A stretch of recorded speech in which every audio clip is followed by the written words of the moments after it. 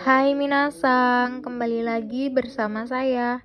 Saya kali ini akan menjelaskan materi bab 44 pada buku Minna no Nihongo 2. Oke, langsung saja. Di sini ada kata kerja bentuk mas. Masnya hilang diganti sugimas. Dan kata sifat i, kata sifat na. I-nya hilang, sugimas. Na-nya hilang diganti sugimas. Yang artinya apa? Artinya terlalu banyak atau kebanyakan, bisa juga berlebihan. Oke, di sini nani-nani sugimas menunjukkan bahwa tingkat dari perbuatan atau keadaan kelewatan biasanya digunakan jika perbuatan atau kondisinya tidak menyenangkan. Paham kan maksudnya? Langsung aja contohnya ya.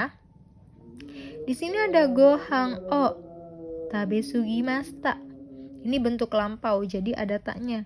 Bisa juga kono jiwa chisa sugite yomimasen. Ini kata sifat bentuk i, chiisa ya. Hansamu sugiru.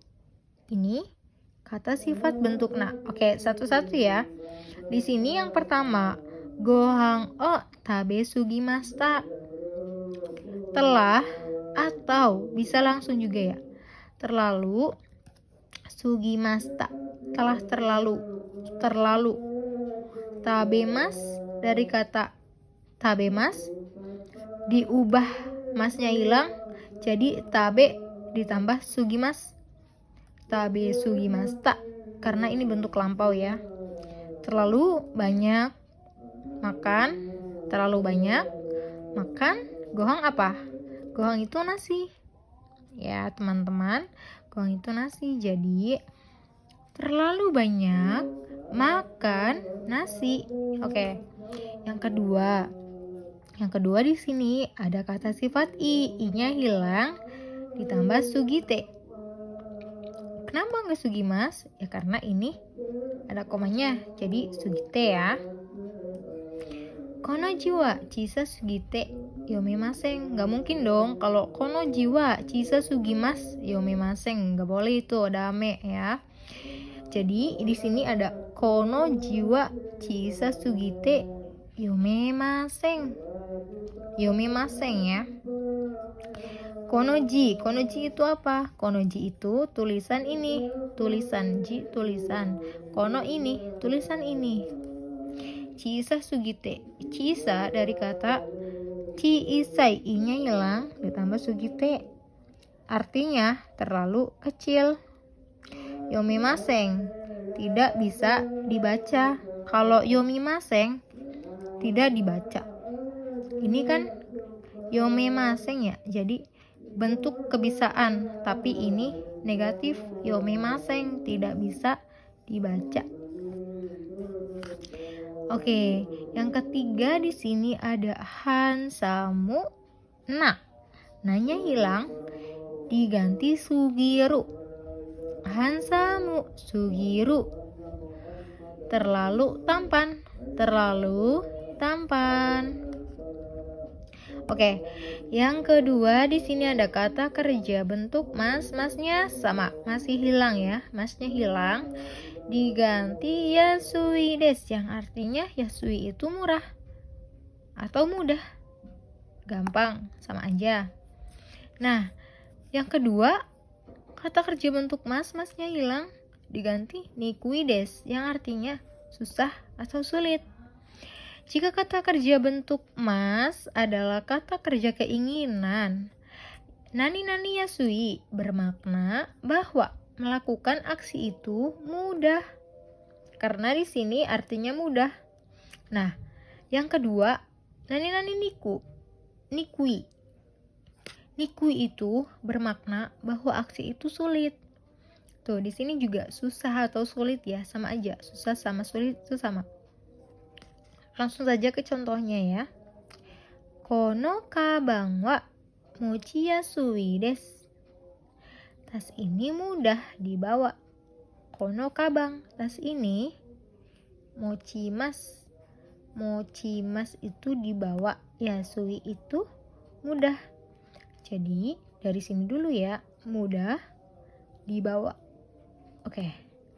Yang kedua, kono kabang wa mochi ni kui desu.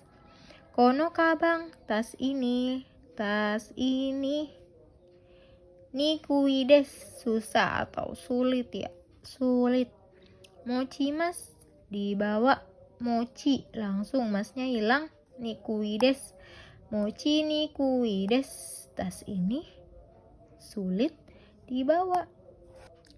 Oke, lanjut.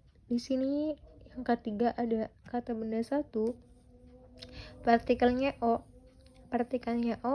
dan kata sifat i-nya hilang, diganti ku simas, ku ditambah simas, ku simas ya. Dan kata sifat na-nya hilang, diganti ni ditambah simas, ni simas. Kata benda dua, ni simas. Artinya apa? Artinya mekan ya. Oke, contohnya. Oh ya, sebelum contoh saya jelasin dulu. Ketika kata sifat bertemu dengan kata kerja masnya aktif, maka i dalam kata sifat i diubah ke ku. Nah, dan kata benda diubah ni. Ku simas, ni simas. Memiliki arti melakukan dengan atau menani-nanikan, mekan ya. Contohnya, oto o oki kusimas.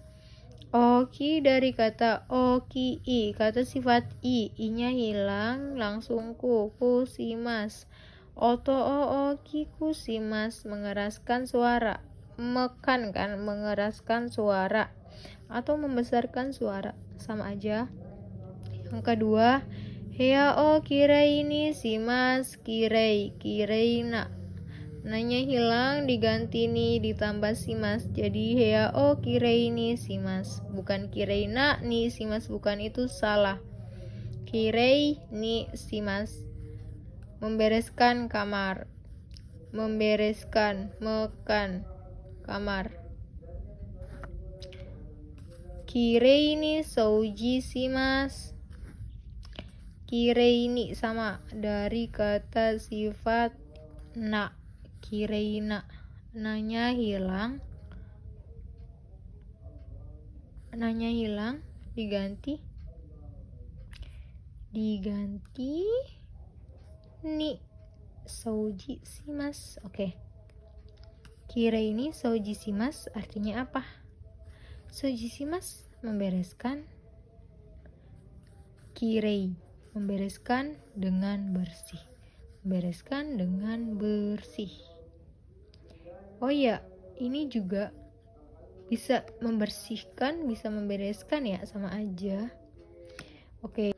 Maaf ya minasang, ada kesalahan teknis di sini. Yang lanjut aja ya ke contoh yang nomor keempat. Contoh keempat, di sini ada Shiyono ryo o hanbun ni shimashita. Telah atau langsung saja mengurangi jumlah garam sampai setengah. Hanbun setengah. Ryo shio garam ya. Atau bisa juga artinya telah mengurangi setengah takaran garamnya. Telah mengurangi setengah takaran garamnya. Oke, yang keempat di sini ada kata benda ni shimas. Artinya itu memutuskan atau memilih. Pola kalimat ini menyatakan pilihan atau keputusan. Contohnya, kirei ni shimas, memutuskan untuk ini. Kore ini, ni shimas, memutuskan untuk ini. Memilih untuk ini, sama. Kaigi wa ashita ni shimas, rapat, memutuskan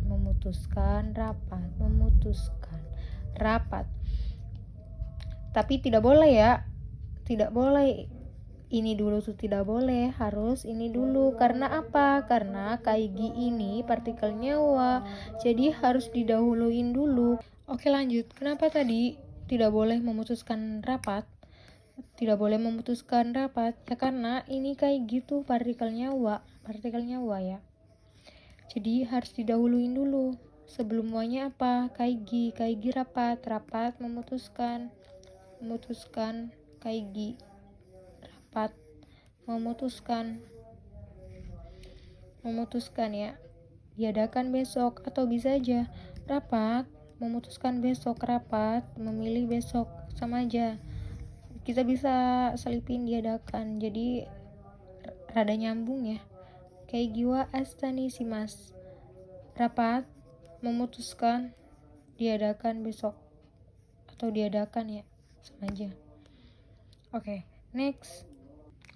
Oh ya, di sini juga saya akan menjelaskan tentang simbol terjemahan awal. Simbol terjemahan awal itu apa aja? Ya, di sini ada 4. Ada wa, mo, ga.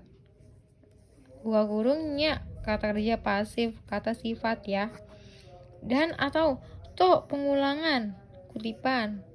Sebelum partikel to, sebelum partikel ga, sebelum partikel mo, sebelum partikel wa. Tuh harus didahuluin dulu terjemahannya.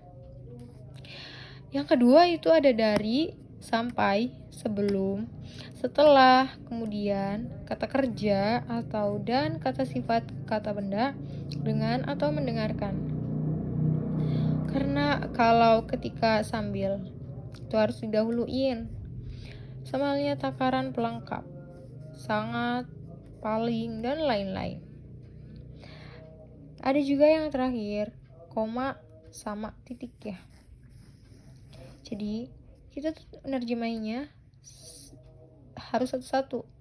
Koma kesini, ini harus diselesain dulu. Koma ini diselesain dulu, jangan langsung dari belakang, jangan, itu nggak boleh.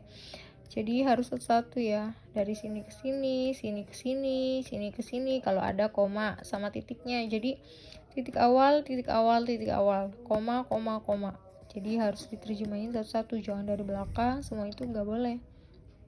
Nah, di sini ada pengecualian nih. Pengecualian nggak pasif, terjemahan dari belakang. Nah, ini kan dari depan ya. Ini dari depan. Ini ada pengecualian, nggak pasif, terjemahan dari belakang. Jadi kita nerjemahnya dari belakang ya. Jadi kata kerja ga arimas atau imas.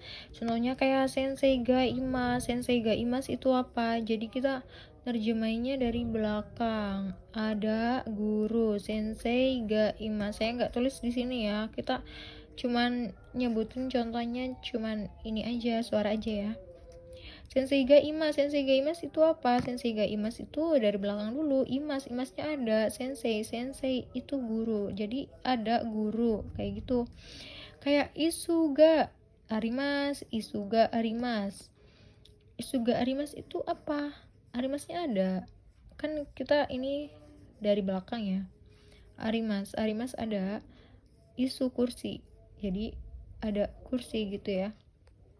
Sama halnya ini, dekimas atau kanoke, wakarimas, irimas, hyo, kata benda, kayak gitu ya. Wakarimas ini buat masa waktu atau jumlah, sama ya, kayak gitu, kayak memerlukan waktu, kayak yoji, 4 jam, kayak gitu ya. Dan di sini juga ada kata sifat jozu, heta, suki, kirai, hoshi, tai, nai, sama kayak gitu dari belakang kayak. Oke, lanjut. Di sini ada sukemas. Sukemas ini apa? Sukemas ini kata kerja pas aktif ya. Kalau sukimas pasif. Nah, di sini juga si mas, si mas itu aktif, emas itu pasif ya. Jadi si mas ya intinya kayak gitu ya. Dan kalau kembar ini tuh kenapa si mas, emas? Ya karena kalau kembar kata kerjanya vokal E dan Si, maka kata aktifnya yang Si. Oke. Di sini ada pengecualian. Pasif ini kenapa? Pasif karena apa? Pasif karena kanokei. pasif karena kan oke. Oke. Oke teman-teman, sekian dari saya. Bye bye.